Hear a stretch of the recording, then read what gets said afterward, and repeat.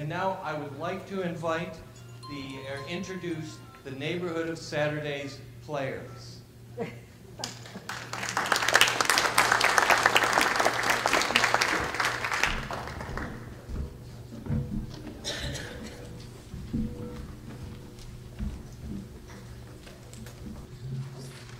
Welcome to our recreation of a time and a neighborhood, and to our story of two groups of people who, during one of the most difficult periods in Indianapolis history, lived side by side, regularly crossing lines of race and religion. In the early decades of the 20th century, Jewish immigrants from Europe and African Americans coming up from the South all settled on the near South Side. Both groups were seeking an escape from the bonds of discrimination that had held them back in their respective old countries, and were hoping for new opportunities for their children. Those children, born in Indianapolis between the 1920s and the 1940s, grew up in a 6-block area where they went to school together up until the 8th grade, played together on the blocks and in the local playgrounds, and learned to appreciate one another's customs and traditions. They created a community characterized by peaceful relations and by shared bonds of friendship and fellowship. After World War II, many of the Jewish soldiers seeking education and upward mobility used GI benefits to move to the north side of the city, where several Jewish institutions had already relocated. They were followed by many of their African American neighbors. And then came the catastrophe that tore apart the neighborhood, displacing homes and businesses: the construction of Interstate 70. Many of the former Southsiders' most treasured landmarks have now become on-ramps onto the highway. We launched our project in 2010 so that we could share the previously untold story of this neighborhood and could reflect on the lessons it holds for us today. And it all started when we heard about the picnic. My name is Miss Pete. That's what everyone calls me. Now, I want to tell you about the picnic. In the early 1970s, the interstate came right across the community, and what that did, it just divided our neighborhood. When the interstate came through, it separated us from all of our neighbors and friends. A lot of our friends had to leave. They were displaced and moved to other parts of town. And then our high school closed. So the Southside's Men Club started the Southside Picnic Committee, and it's a neighborhood reunion. It's been going for 40 years now. If anyone asks you when the picnic is, just tell them it's the first Saturday in August. Rain or shine, and everyone is welcome.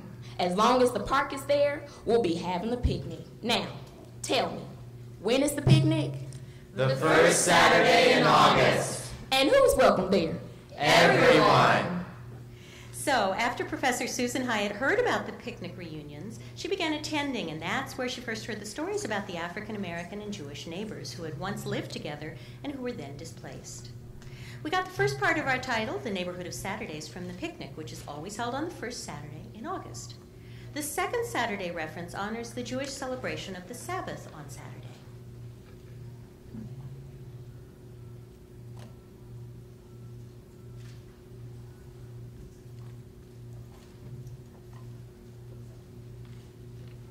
On Saturday, we went to the synagogue and ate special foods. It was a quiet day in the neighborhood for us.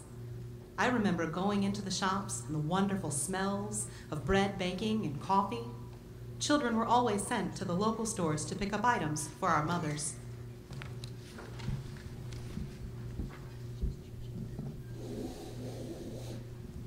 Shabbat Shalom, Shabbat Shalom, Shabbat, Shabbat, Shabbat, Shabbat Shalom, Shabbat Shalom, Shabbat Shalom, Shabbat, Shabbat, Shabbat, Shabbat Shalom, Shabbat, Shabbat, Shabbat, Shabbat Shalom, Shabbat, Shabbat, Shabbat, Shabbat Shalom, Shabbat Shalom, Shabbat Shalom, Shabbat, Shabbat, Shabbat, Shabbat Shalom, Shabbat Shalom, Shabbat Shalom, Shabbat, Shabbat, Shabbat, Shabbat Shalom.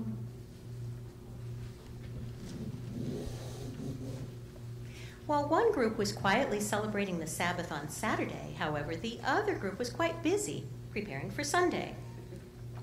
Well, we had to do so many different things on Saturday. We had to scramble, buying clothes to wear on Sunday to church. We went to Salvation Army, places like that. And we had ways of getting a few pennies. You could always scrounge. We sold glass, we sold tin cans, we sold scrap iron, anything we could get a hold of for junkyards to buy. And then, on Saturdays, while others were praying, we were preparing for Sunday. Their Saturday was our Sunday. I came out of Bethesda Baptist Church. The people on Illinois went to South Calvary and the Concord. People in my area went to Bethesda and Meyer Chapel. We are all still connected. My grandmother came out of Bethesda. My great-grandmother came out of Bethesda. My great-uncle became a minister of Bethesda. Once again, it was another chain to the link that was a common bond for all of us. I went to South Calvary because my mother went to South Calvary. My aunt went to South Calvary. Her children went to South Calvary, and so on. Everybody. Those two churches were where the majority of the black people on the South Side went to church.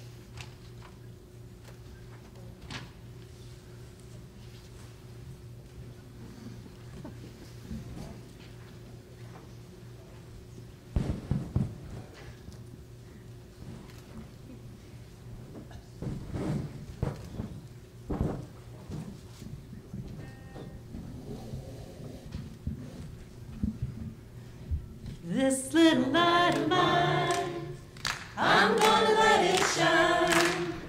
This little light of mine, I'm gonna let it shine. This little light of mine, I'm gonna let it shine. Let it shine, let it shine, let it shine. When we're all together, I'm gonna let it shine. When we're all together, I'm gonna let it shine. When we're all together, I'm gonna let it shine. Let it shine, let it shine, let it shine. Talking about the South Side, I'm gonna let it shine. Whoa. Talking about the South Side, I'm gonna let it shine. Talking about the South Side, I'm gonna let it shine, let it shine, let it shine, let it shine. This little light of mine, I'm gonna let it shine. This little light of mine, I'm gonna let it shine. This little light of mine, I'm gonna let it shine, let it shine, let it shine, let it shine.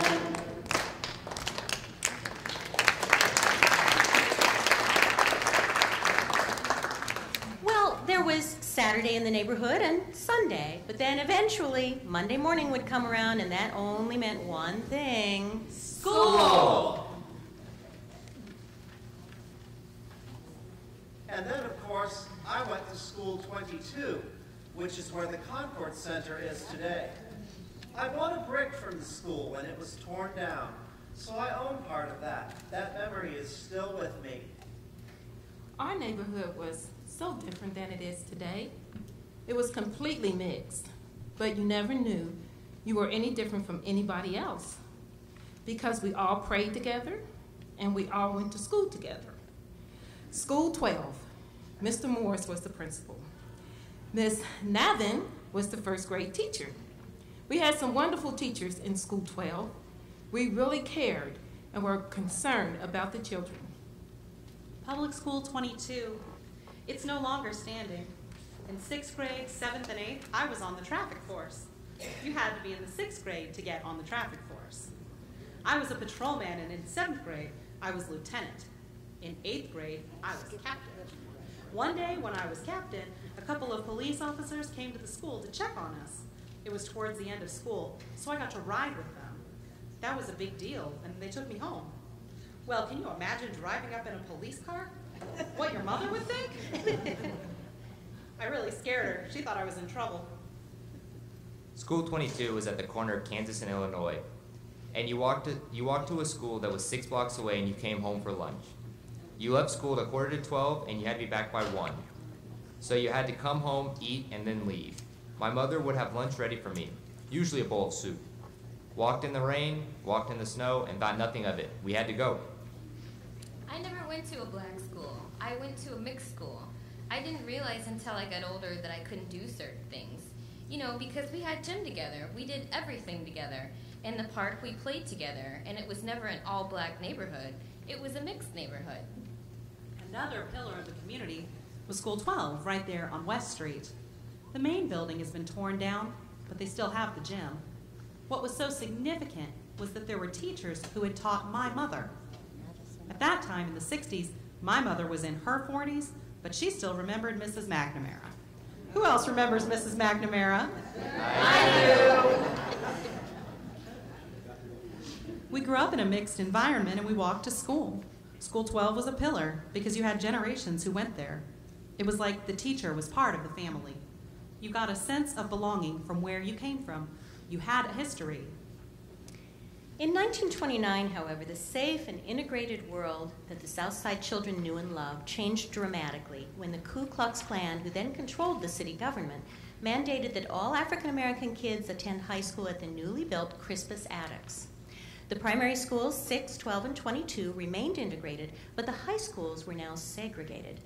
In 1949, when the Indiana Supreme Court ruled that school segregation was unconstitutional, many African American Southsiders made their way back to the original Manual High School, then located on North Meridian, because it was the only vocational high school in the city. In 1953, Manual Training High School was relocated to 2405 Madison Avenue, where it stands today. The old Manual High School was renamed the Harry E. Wood Vocational Training School. It was closed in 1978. Between 1949 and 1978, Manual High School and then Wood were also integrated schools. While these experiences varied from generation to generation, most Southside residents agree that attending integrated elementary schools played an important part in shaping their attitudes about race and bred in them a high tolerance for diversity. I loved Wood High School. It was great. It was one of the schools in Indianapolis where they offered everything from gifted classes to mechanical classes such as auto body, dry cleaning, TV, and that type of thing. And they also had classes for students who were mentally challenged.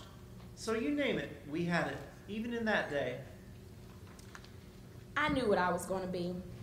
I knew I didn't want to go to college, and if there was any money at all, my dad was going to send my brothers first. Of course. And I didn't care because I did not want to go to college. I knew I was going to be a secretary, and there was nothing I could have learned elsewhere that I didn't learn at Manual. It was at Manual Training High School. They taught you everything, and you didn't need a college. Whatever you needed, Manual would teach you. So I was very, very good at typing and very good in shorthand. And they got me my first job after school. I didn't ask them for anything. They did everything for me.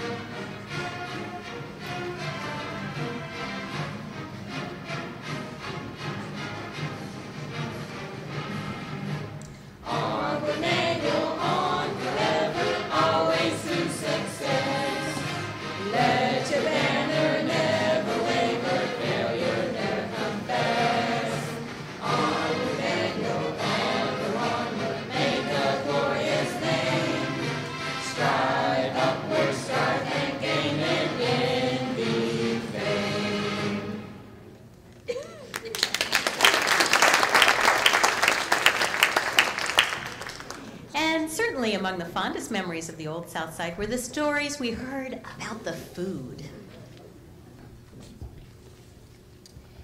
In the kitchen, if there was nothing but flour, eggs, and a little bit of milk, Mom came up with a heck of a meal. Even though there were 10 of us, we never went hungry. There was no bad health.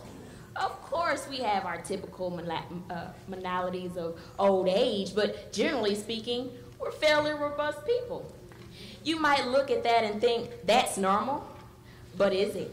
And if it is, then what link did it have with the time and the community? There was a link, I am sure. It was the food. We have an annual picnic too. At our safari picnic on the 4th of July, the families bring their own food, but everybody eats from everybody else because it's on the table. If you see something else that you just want to eat, you help yourself. But that's okay. We all do it. And there's always a lot of fried chicken, believe me. Each sect had different kinds of food. So we had stuffed tomatoes, stuffed peppers, burecas, which is a pastry filled with meat or spinach. Or it could be cheese. It could be cheese with onions, spinach with cheese, and then they'd bake them. Then we'd have torcidas, which are made from phyllo dough, and I could just see the ladies, like my mother. They would pull this dough so thin, it was transparent. I never really watched. I'd go out and play. But baking was an art for them. They loved to bake homemade bread, and you'd just smell it all the way down the street. Of course, no one locked the doors. The doors were all wide open, so the smell would just go out into the streets. My mother even made phyllo dough. She would stretch it in the dining room until it was huge. You had to be a weatherman in order to stretch that dough because it had to be the right temperature. If it was rainy, you couldn't stretch it. They would start with a piece of dough that had risen, and you could raise a child in the time it took for that dough to rise. You had to bring it to a certain shape while it was rising. Then you put it on the table with a white sheet. You would walk around the table and stretch it until it was like tissue cloth. Then they would make the spinach rolls. You ate soul food, real food. Kosher food was really expensive. It's handmade. They used to have 2 or 3 chicken slaughterhouses down there, and the rabbi would have to come and cut their throats. They had fruit stands, donuts, and dad's root beer. You ever eat neck bones? You have to eat them alone. I eat chitlins. I eat everything on the pig but the oink. I love collard greens and cabbage. We all came home every Sunday. In fact, I can still smell food in the kitchen. You name it. Greens, sweet potatoes, roast pork. Mom made the best bread pudding you had in your life. She could take nothing and make something out of it. If you can imagine trying to stretch food for 10 kids. Of course, we never ate pork. One of the most important meals that we had 2 times a week was a Lima bean stew, fajones. On Monday night, my mother would make it with cubes of beef. You start with onion and paprika and tomato sauce and the beans, and you cook it very slowly. And then you would serve it with rice or spaghetti or dough that we would put through a sieve. When we had the dish on Friday, we cooked it with chicken because that was the Sabbath meal, and it was more special. It tasted so good. Ya comimos y bebimos, y al dio, Santo Baruch, Hu Uvaruch, Shemo, bendicimos. Que mos dio y mos dará pan para comer y paños para vestir y años muchos y buenos para vivir. El Padre el Grande, que mande al chico, al según tenemos de menester, para nuestras casas y para nuestros hijos. El Dios mos oiga y mos responda, mos apeade por su nombre el grande, que somos almicos sin pecado. Hodu ladonai ki tov ki le olam hasdo. Haldu ladonai ki tov ki le olam hasdo. Siempre mejor, nunca peor, nunca mos manque en la mesa del Creador. Amen. We have finished eating and drinking, and we have blessed the Holy One. Blessed be he, and blessed be his name. He has given us and gives us bread to eat and clothes to wear, and many and good years to live. The Almighty Father, who provides for the littlest one, so he provides that we have the necessities for our homes and for our children. May God hear us and respond to us and have pity on us, because our souls are free of sin. Give thanks to the Lord, for he is good, for his mercy endures forever. May things always be better, never worse. May the Creator's table never be lacking for us. Amen.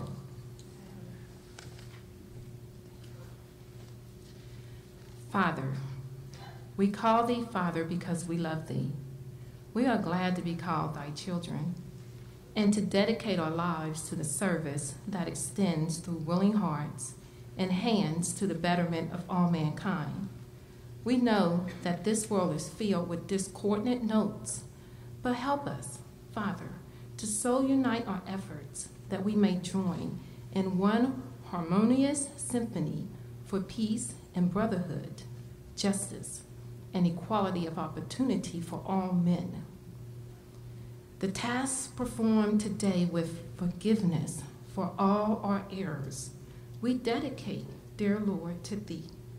Grant us strength and courage and faith and humility sufficient for the task assigned to us.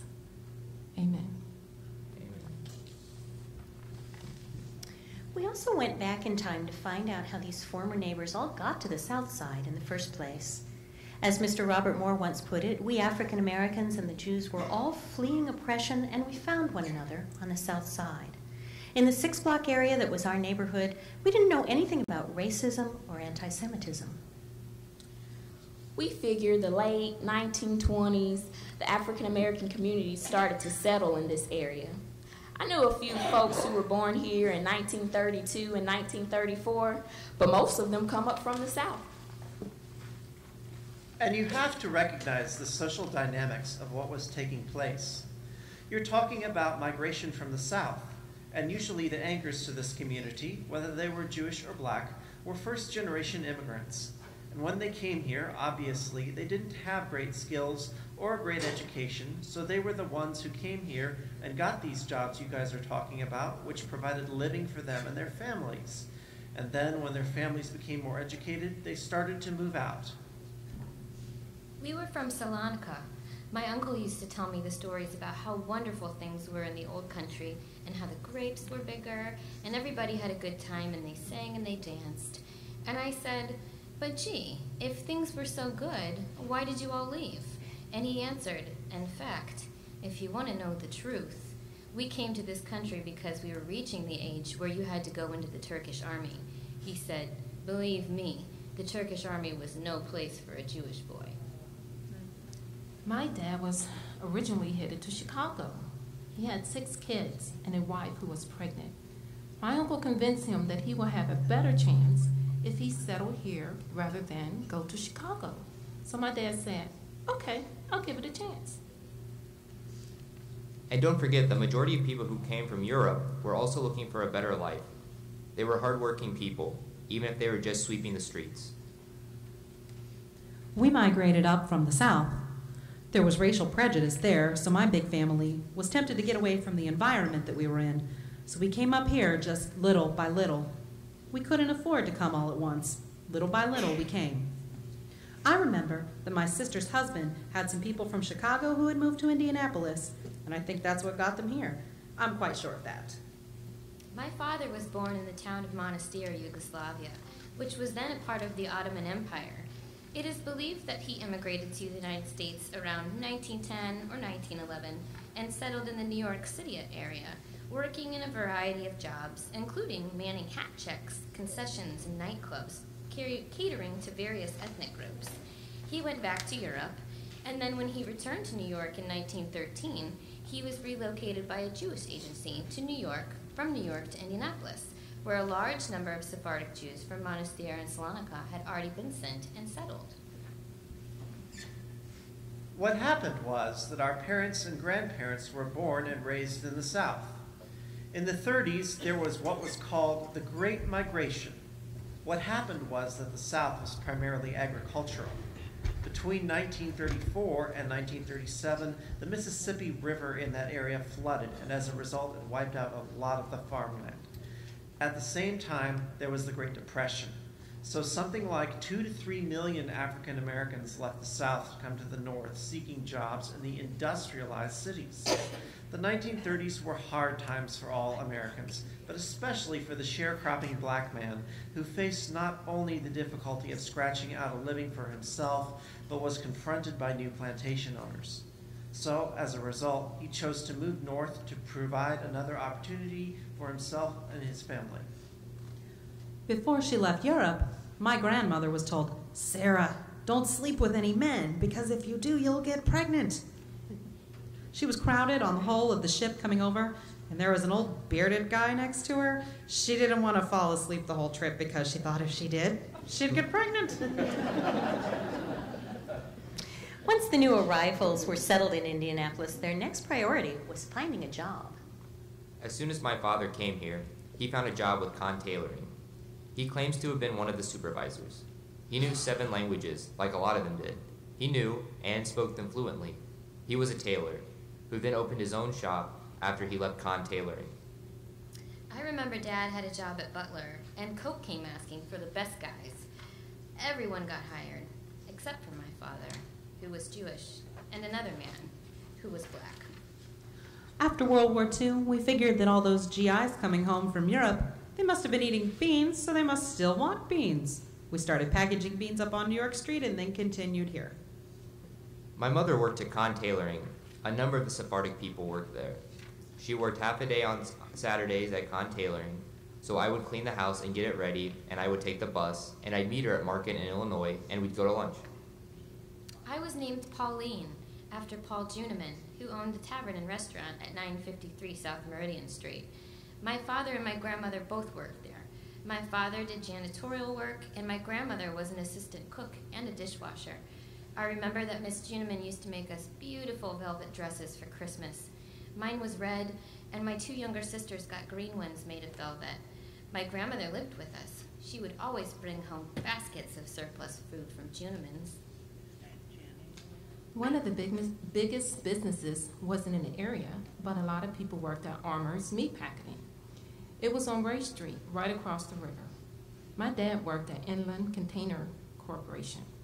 They made war materials and boxes. There was a foundry down there on the south side where a lot of them worked. My dad was a night watchman there once. We all had a little cleaning business. All of us worked. We also worked for my dad at his funeral home. Well, we were all poor, and most of the people in our neighborhood, most of them, there were some in my father's type of business, peddlers of one kind or another.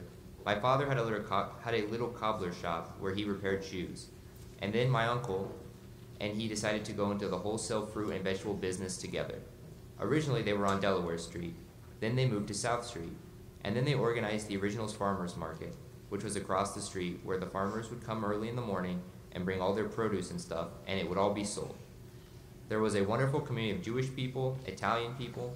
All of them had their little stores where they sold produce.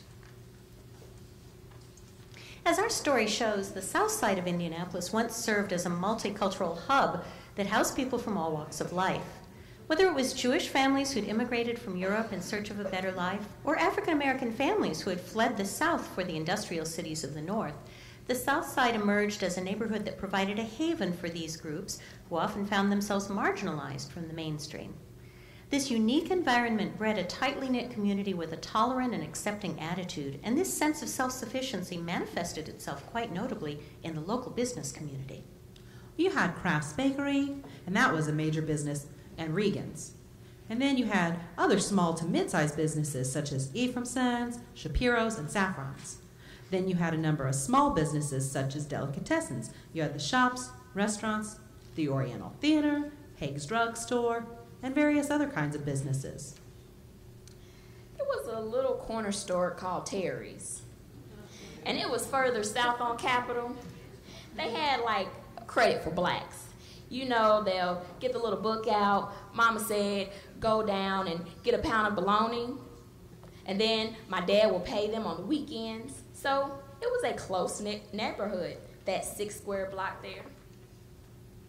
Now, there was a place that we called the Avenue. I don't know whether you've heard about that or not. Indiana Avenue? That was a place the blacks had most of their businesses. Entertainment all was on the Avenue, and when the blacks wanted to be entertained, they would go to the Avenue because they weren't accepted anyplace else. When I was growing up, one of the biggest things was to go to the drugstores. Passo's drugstore was never segregated. They had a counter.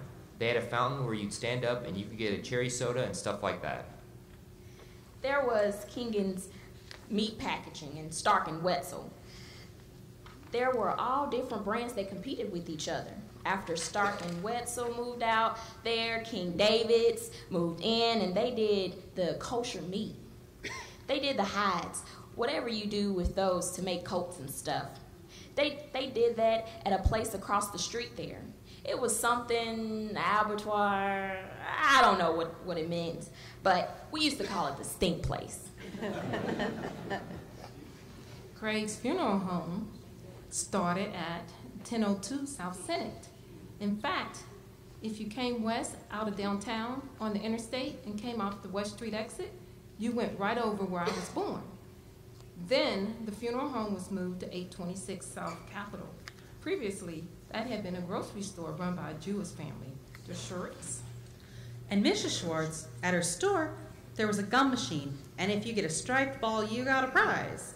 You would get a penny worth of candy. It was a big deal, you know? We had a very fine candy store. It was loaded because on Sunday, the kids from church came with their nickels and their pennies, and my dad saw to it that they had the best candy around. We had a little competition up a block or two, but I thought my dad's candy was the best. The kids on Sunday morning would come around and say, "Now what should I get?" And he'd have candy for them, and I ate it all. My dad would say, "There's no profit in the candy jar." He'd say, "Yeti," that was my Jewish name. He'd say, "Yeti's eating it all again." But he still made enough to buy more candy. Sure, there were some black-owned restaurants. B&M Tavern, it was on Meridian Street, just about 3 doors from us. Then there was the Casablanca Bar. Bill Owens Tavern was at Kenward and Ray Street on the southeast corner. There was Mike Black's Barbecue on the corner of Illinois and McCarty. We called it the Pit. It had a jukebox, and kids went there to dance. Yeah, I can probably give you a good memory. John Ephraimson of Ephraimson's Department Store was the primary supporter of our local Boy Scout troop. And John Ephraimson would actually donate the funds to allow us to go to Boy Scout camp every summer. And he would come over and specifically see us. Of course, with that Boy Scout troop, we're talking about whites, blacks, and Jews who were all part of that Boy Scout troop. John Ephraimson was one of the primary financiers of our group. We couldn't afford to pay. Of all those businesses, the only one that's still there today is the well-known Shapiro's Deli, an institution in Indianapolis. We've heard a bit about going to school on the South Side, but when the kids were out of school, there were lots of activities and places where they could stay busy and out of trouble. Of all these neighborhood community centers, only the Concord Center remains today. The Concord Center, the oldest community center in Indianapolis, started its life down on Morris Street, where it was originally a Jewish settlement house for newly arrived immigrants. We had the communal building, which was the community center that was the first one open for us, and it was a complex. They had a little area for the kindergarten, and in the back they had a little log cabin. That was where we had our Girl Scout and Boy Scout meetings. And then in the middle, there was a softball field, and the main building was next to that. My mother went there to get her citizenship papers. Our lives were at the communal building. That was a real service center in that there was a well baby clinic and there were clubs for us. They had dances on Thursday nights, and the WPA used to send in the band in order to keep the musicians employed. I preferred the old Concord Center because we just loved it, and that's the one I grew up in. It was just like home. The Concord came in very handy. At Christmas time, they would give out gifts to the children. You'd go and see Santa and get a free gift, and sometimes that gift was about all you got. The Meyer Chapel Community Center was a pillar of our world. It was where you go after school. It was a social organization. We had youth programs broken down by age. For example, you could not go to Meyer Chapel until you got into the 3rd grade, and after that went based on your age. We had activities.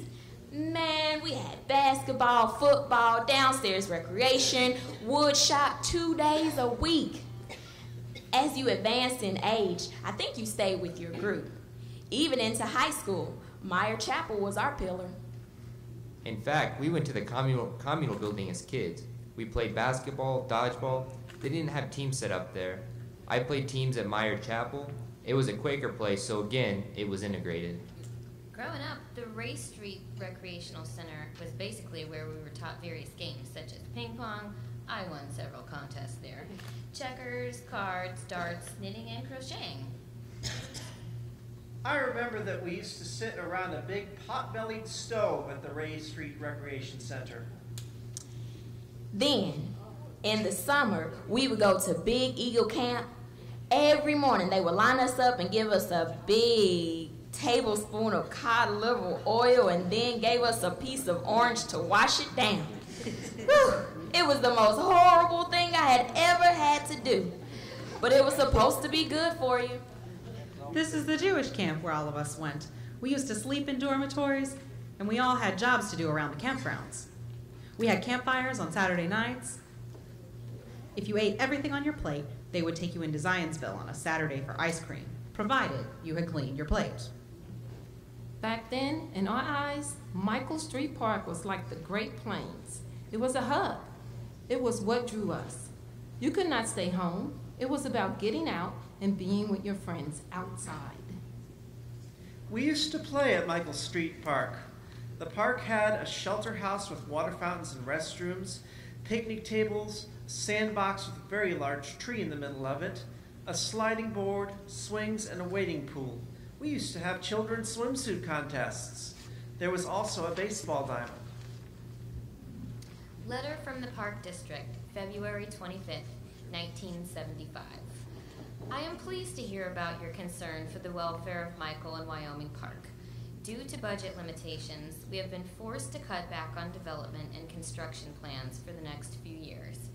Because of the problems occurring in the past, we are reluctant to put many resources into the park at this time. Once again, may I say that we are pleased to hear of your concern for the park and the potential recreation programs that could be offered at the park, and we encourage you to take an active interest in what does occur at the park. After World War II, the American government enacted several pieces of legislation that drew people from the urban core out to the suburbs, and that also served to connect this nation through systems of communication and of transportation. Thus, the federal highway system was born.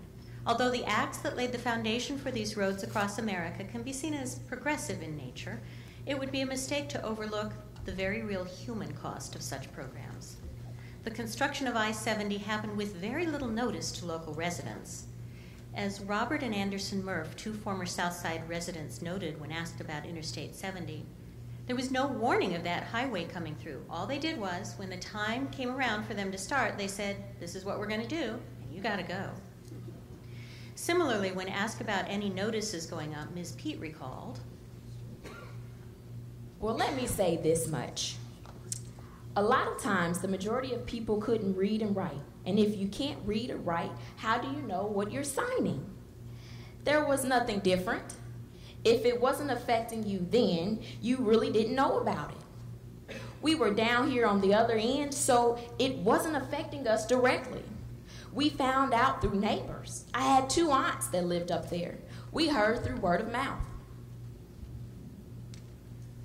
What happened was, it was pretty sad when the highway came through. You can see it was like a person dying when your best friends start moving away.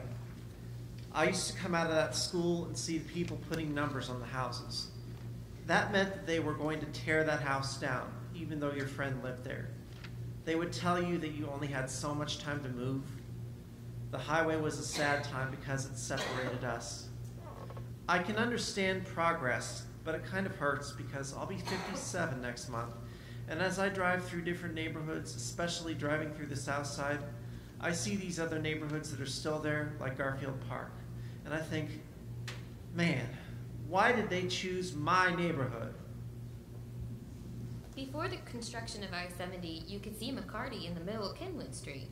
Capitol Street came straight through. That was my main drag as a teeny bopper. I could go straight down Capitol and turn right into my street. None of that exists now. So there are a lot of things that have changed. They had a march. People didn't want this to happen. We all signed petitions, but I don't think it ever made a difference. If they had built houses somewhere else when they tore that all down, then the neighborhood would still be as good as it was, but they didn't. We sent a petition in. We signed a petition and nothing happened. It was get out of the way. And that was the end of that. We had a house that we just decorated. Our store we had all the way down to the alley on Ray Street. We owned half the block there. It's amazing how fast the neighborhood deteriorates. The word gets out they're selling the property or the highway is coming through. Most people, one thing, they see dollar signs. They think they're going to get rich. Well, most of them didn't. And like your grandfather and your grandmother, they still think they should have gotten more for their property. Oh, we lived on Union Street, up to where the highway went in. And we were only renting the house at that time. And when we heard about I-70 coming in, everybody started selling their properties to the city. My dad found a house, which was only 3 or 4 blocks away, and he bought that house. So then we moved into it. But I-70, it just split the neighborhood. I mean it. A lot of people had to move, for one thing, because it just tore out so many houses. It tore out businesses. It was not quite like the close-knit neighborhood it once was. It split the neighborhood. It was a very mixed neighborhood, mainly blacks and Jewish people. The north side of the old neighborhood is almost gone now. Those who could afford to move left the neighborhood, but the poor ones didn't have much choice but to stay. Before the interstate, it was a real good neighborhood. The picnic still plays a great role in bringing people together. People who left when they were younger, when they heard about the picnic, they came down to see some of their old friends. See who was still around. It was really great, and it's been really great ever since. And so our tale has brought us full circle, back to the picnic, back to this project which reunited old friends and neighbors, some of whom had not seen each other in over 50 years. We're so happy they've had the opportunity to share with us their stories and memories of that very special neighborhood that did so much to shape them into the people they are today, so that we could, in turn, share those stories with you. What's even more important that you don't have today is that it was a community where you didn't have to drive 5 miles to see a friend. You'd walk 2 blocks, and then that family was part of your family. It was like a tribal unit, a one-for-all and all-for-one kind of environment, where the village raised the children as opposed to the individual. Everyone was there to help you, whether you were good or whether you were bad. It was a close-knit neighborhood. Close-knit little neighborhood, and everybody got along. I never remember any racial tensions or any of that because, like I said, it was a Jewish, white, and black community, and everybody got along. Everybody stood out in their porches or on the evening and went out to the street corners and just talked. We just talked. It was just home. When you think about the South Side, think about it as a community that really was a community. And I don't know how people think of other places, but the thing that we had was an influx of everybody in our community. Not just black and Jewish people. We had everyone. We had a community. We didn't look at color. We never did that. We weren't brought up to think of ourselves by those means. We never met strangers. We met people. That's just the way it was. It was a culturally mixed community, and we never had any kind of racial disturbance. We were just all combined together.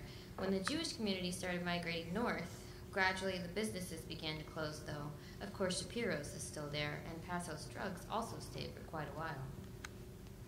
It was a self-nurturing community within itself.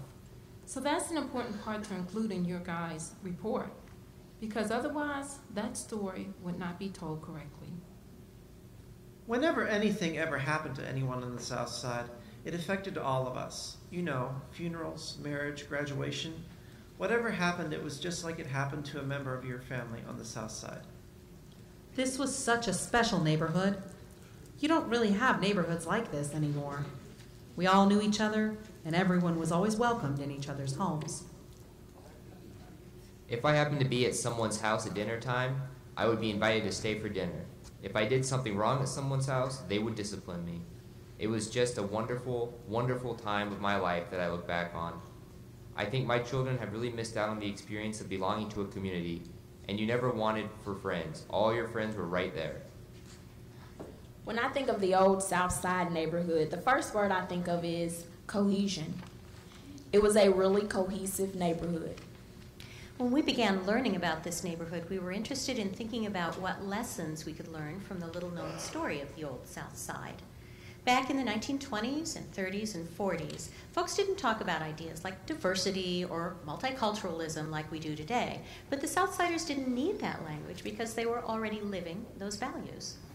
Annie Calderon told us one of the stories we heard, which seemed to us to be emblematic of the ways in which the Jewish and African American communities cooperated with one another. South Calvary Church was built right behind the house she and her family occupied. Her mother, mindful of the biblical injunction forbidding work on the Jewish Sabbath, was in the habit of doing her laundry and hanging it out in the yard to dry on Sunday mornings. As Annie tells the story, one Sunday afternoon, there was a knock at the door.